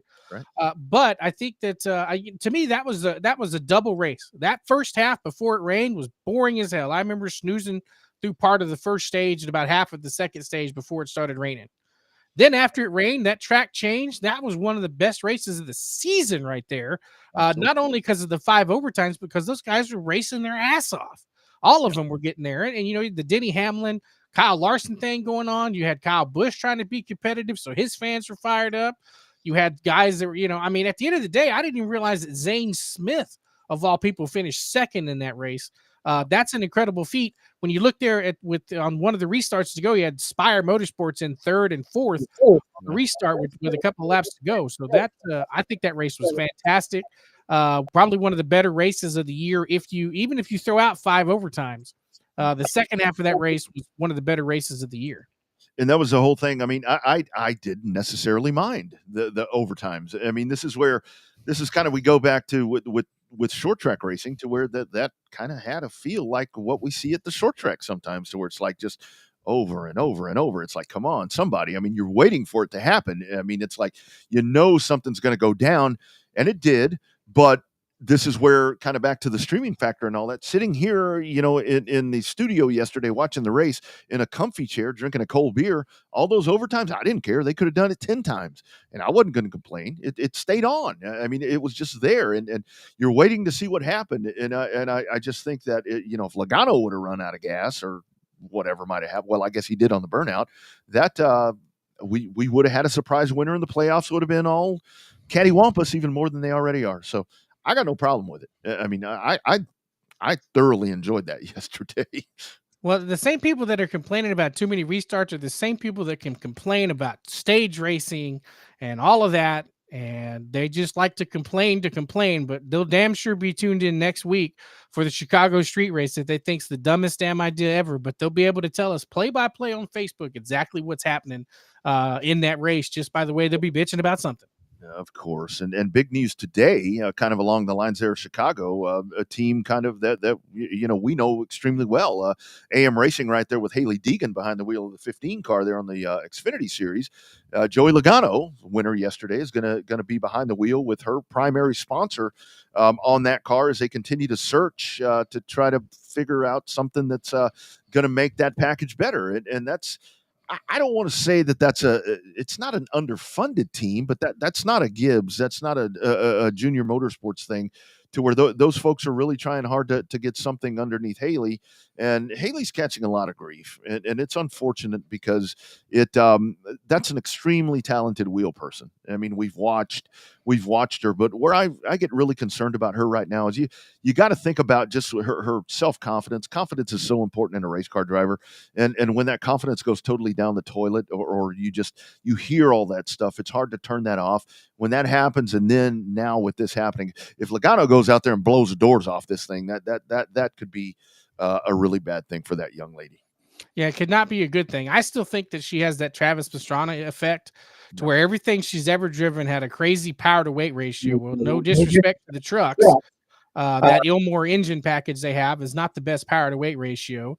Same thing with the Xfinity series, not the greatest power to weight ratio. So, Travis Pastrana, one of the best wheelmen that we've seen, can drive the wheels off of anything except for an Xfinity series car. And he does damn good in that Cup car because the power to weight ratio is there for him when he gets the chance to race them for 2311. So, lots of stuff. I think that's been the biggest downside to Haley Deegan. Is the fact that she gets a lot of pub, but there's a couple of young ladies in the pipe that are ready to come up through there that I think can hang there with the big boys, so to speak, and hang their own. A lot of them in the Toyota Racing Development Camp, but I don't care who they drive for as long as they start making it up to the upper levels in the big three in NASCAR. Yeah, that's the whole thing. I mean, I'd love to see get a competitive lady up there. Get them in the right equipment and let them make some noise over there. I think that it's I've talked about Catherine Legg before when it comes to Indianapolis. I mean, driving there for Rick Ware, it's like, man, I'd love to see her in an Andretti car or something like that because she's really good at what she does, but. It's really hard. I mean, it's really hard, and there's only X amount of seats that are going to happen. Kind of final notes in the NASCAR news and nuggets. Bobby, it looks like Hooters is gone from NASCAR, and that had been around forever. And I totally get closing restaurants down. I mean, one that I frequented often on the way to Waco was apparently closed. I don't know if the Round Rock one is still open. But they closed that one in Beaumont, the one we pass all the time going to the Derby. They closed that one too. Close that one down. I saw 2 pregnant Hooter girls in there one time when I was driving to California in there. But that sucks. Looking at the Chase Elliott car yesterday, no sign of it on there. And I'm like, oh, man, that's not good. I mean, you can see my love for Hooters in the background with my Alan Kawicki Champions Forever poster. I have the Chase Elliott lookalike poster that was done the same way with the girls in the same spots and him holding up the 2020 Cup Series Championship trophy. So I don't have that one framed. That one's still in the little cardboard shipping container. But always been a fan of Hooters. Even when Loy Allen Jr. won the pole for the Daytona 500 in the number 19 car. Yeah, man. Way back in the day. Yep. Hooters and racing go together. I run a spot on the other show where it says Hooters and racing go together. I don't know if I'll still be running that spot after the things that are happening right now. We talked about coming up the big one at Oxford. We've got that coming up. That's going to be on Racing America. If you're going to check in on Race On, which is out here our way, of course, we talked about the Tommy Davis Memorial at Hunt County. Then coming up on Saturday, Bobby, where you'll be at Texana with the Texas Dirt Truck Series and the locals. Summer Classic at Heart of Texas Speedway. That's actually going to be a 2-day event. You've got regular classes there, and then the sprint cars come in on Saturday. So a 2-day show there. Sabine will be off and going as well on Friday. So that's pretty damn good little car to Friday stuff on your holiday weekend. Yeah, it's going to be a lot of fun. I'm looking forward to it. Always a good time with good friends down there at Texana. So come out and support your local racetrack. Bring your friends, bring your enemies. Just bring somebody out and enjoy that racetrack. Yeah, man. And then on Saturday, out our way, RPM will be off and going. Of course, we've got Houston. Dwarf Car Racing Series of Texas will be in action in Houston. I think we may have a couple of another surprise modified driver, kind of with some DCRST ties. I will not be racing. I can't. I'm going to be wearing multiple hats that day, so not able to race. So that's okay. I really don't want to be out in the heat anyway, any more than I'm going to have to be. So all of that will be going on I-37 with Military Appreciation Night. Grayson County, they've got the Junior Limiteds. The Gulf South Racing Association at Boot Hill. Night number 2, Heart of Texas Speedway. 105 has the sprints. Let's see, who else do we have? Oh, that's it. So that's a lot. What more do you need? Then you get to be off on Sunday. I'm not. I got to travel for work on Sunday, unfortunately. That's right. Yeah. That's why I can't go to Houston. I won't be able to do the post-race press conferences this time either. So. Yeah. Yep. That's right. But plenty of action. So as we always say, if you can't get to any of those places, find a streamer and watch it. And again, because some of that goes back to the racetracks and so forth. Really, really cool thing right there. The QR code that you see up in the, I think it's on the left-hand part of the screen. I don't know. Just kind of trying to simplify everything up. What that does, it takes you right to the Revved Up page. And the Revved Up page is where you can go dive in there and you can get your hands on some of that Revved Up merchandise that is provided by our friends at On Demand Shirts over in San Antonio. As well, a big thanks to my man Tom McKay for outfitting the audiovisual consultation studio here in Round Rock. And once again, Speaking of on-demand shirts, here is a look at the brand new Jared Maupin merch. That's pretty cool. Damn, that's slick. Those do look good. Mm-hmm. They do, man. That looks really, really, really good. And I think that those are going to fly off the shelf. I think those, hopefully they are continuing to print those because I think they're going to go really fast. Need to get the asphalt version. For Mobile or other places. Yeah, that'd be kind of neat to have two sets of shirt, one for your dirt stuff and one for your pavement stuff. Absolutely. Dude's that good, and we thank him for jumping on with us here to kind of recap the back-to-back doubling up weekends that he did. We also thank Doug Rollo. Great conversation right there, talking with him. And again, main thoughts as he was talking about right there. Wishing the best for Doug. I mean, he has done so much for the sport, battling with the health stuff, but man, you can still got that fire, doesn't he? I mean, you could feel it when he was talking about it. Didn't miss a beat, did he? Didn't even miss a beat. He's great. I mean, he's totally great doing that stuff. So big thanks to those folks. And a big thanks to all of you for being a part of the program as we are back here on our Monday night slot. And this is where we usually are, 6:30 p.m. Central, 7:30 Eastern time. Every now and then we might have to shift around depending on work obligations and so forth and so on. But this is always a place. Thank you all to our new folks for checking in and enjoying the show. Getting a lot of nice messages from people that it's like, man, that's pretty cool. Kind of like that you guys just let it fly. Let the shit fly. That's what it's all about sometimes. Absolutely. You can always check in on the socials. And, of course, if you want to email the show, revvedupsportshow@gmail.com. We'll always get those answered for you and get you word back for whatever you may be looking for. All right, Bobby, you got Texana on Friday. So let's see. The 4th is Thursday. So we are a little bit of a modified week, I guess I would say. Yeah, I got to actually the day off on Thursday, working half a day Friday, then going to Texana, coming back, getting packed up to go to another work conference on Sunday. Be there for a couple of days. So yeah, it's a never ending stop. But I'm either at a racetrack or a conference for work here lately. So we'll see how that all shakes out. But I'm kind of disappointed I won't be in Houston for the big modified race, but sometimes it is what it is. You just gotta live life and do what you can. That's it. But I'll be catching with our friends on Race On. I'll be watching from the house for sure. That's right. That's exactly right. Good stuff. All right, my man. Be well, travel safe, and I look forward to doing this again with you next Monday. All of you guys have a safe 4th of July. Like we said, find a track or a streamer. Most importantly, be safe whatever you're doing. If you're going to be doing fireworks, do them sober. Jason Pierre-Paul, yeah, don't be doing that. Happy Bobby Bonilla Day, by the way. Bonilla, $1.19 million every July, and he's got 11 years left. No, 10 years left. He's got 10 years left. How would you like that? We were talking about this morning on Texas Sports Unfiltered, to where it's like you get a lot of people where it's like, when I get my income tax check, I'm going to do this. Every year, $1.1 million comes rolling right in on July. What would you do with that? What would you do? We talked about that this morning. I don't think you noticed a big change. I'd probably still be an asshole, but I'd probably be an asshole from my helicopter. Yeah. Well, it was, of course, of everybody that we were talking to, we were doing some crosstalk, and Bucky Godbolt was one where he's like, at least half of it I'm going to put away. That way I don't blow it. And Wags, he's like, well, I'm going to go gamble. Well, that's probably not the smartest thing to do, but not a shocker from Wags, though. Yeah, but it's like, man, every year, and it's like these sports contracts are just so out of control. And I mean, and dude, I got to ask you. I mean, July 1st. I mean, obviously Texas and Oklahoma to the SEC. It's official now. I was telling the guys this morning. I think right now, if I'm an SMU person, I am fired up as shit right now because they're raising all kinds of money, and they are. Man, they're in a big time conference, and Dallas don't sleep on spending money. Not on either side, on the Hornford side and the Pony side over there. I think when they announced they were going to the ACC, they raised 7 digits within like 10 people, just to help rebuild that stadium and get the money they needed to compete on that next upstage national level. So it'll be what it'll be. College football will be completely changed in 3 years as we know it. I think you'll see the haves and the have-nots continue to have.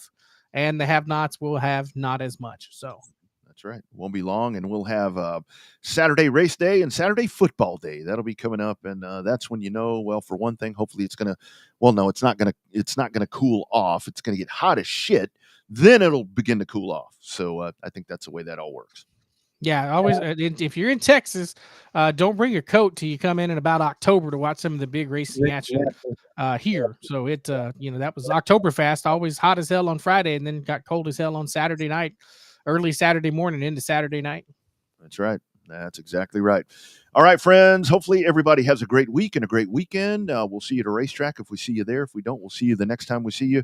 Bobby's down south. I'm Rodney up north. We look forward to doing this again next Monday. # Real Race Talk, the original. The show that started it all. The show that started it all. We'll do it again next Monday. This is the Revved Up Sports Show. You guys be well. And we'll see you next Monday right here. Same time, same place.